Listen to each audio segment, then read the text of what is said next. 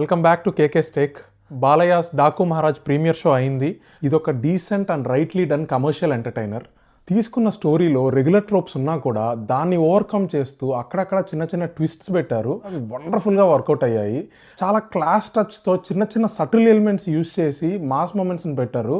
And అవి బాలయ్యకి చాలా రిఫ్రెషింగ్గా అనిపించాయి. మేజర్ క్రెడిట్ మాత్రం తమ ఇచ్చిన background score and visuals, cinematography అద్దిరిపోయింది మూవీకి.